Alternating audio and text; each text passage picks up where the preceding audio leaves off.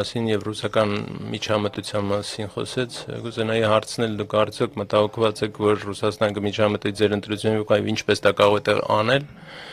Պարոն կանցլեր, ԱՄՆ նախագահ X պլատֆորմի մի բանավեճի ներքո խառնվել եւ բառնացել է որպես չէ բաժամիջոցներ կիրառել X պլատֆորմի նկատմամբ։ Կարող եք դա մեկնաբանել, դա կոալիցիա հանձնաժողովում այդ հարցը քննարկվելու, արդյոք ինչպես է որոշվելու այդ հարցը։ Մենք ընդհանրապես 2021 թվականին նույնպես Հայաստանում ընտրություններ ունեցել ենք շատ ծանր պայմաններում, երբ պատերազմական իրավիճակում, երբ շատ մեծ էր նաև դեզինֆորմացիայի հոսքերը եւ այդպես շարունակ, եւ մենք միշտ դրանից առաջ էլ դրանից հետո էլ մի գործիք ունենք, որի վրա հույս ենք դնում, եւ այդ գործիքը ժողովրդի հետ ակտիվ երկխոսությունն է, մեր գաղափարները, մեր քայլերը,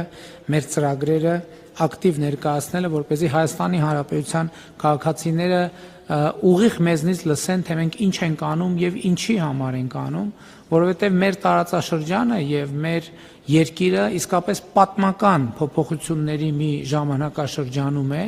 եւ այդ փոփոխությունները իրոք շատ խորը պատմական կոնտեքստ ունեն, երբեմն բոլոր նրբությունները եւ առանձնահատկությունները չէ, որ տեսանելի են առաջին հայացքից եւ հեշտ ընկալելի, եւ այդ առումով մենք բոլոր տեղեկատվական եւ այլ կարգի սպառնալիքների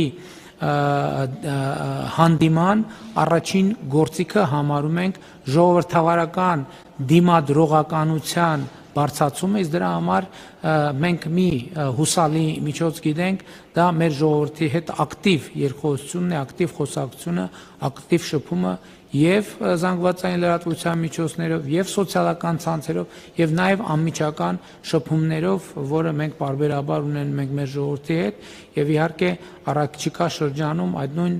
տեմպով եւ նույն մեթոդներով մենք կշարունակենք ակտիվ երկխոսությունը Հայաստանի Հանրապետության քաղաքացիների եւ նաեւ միջազգային հանրության հետ.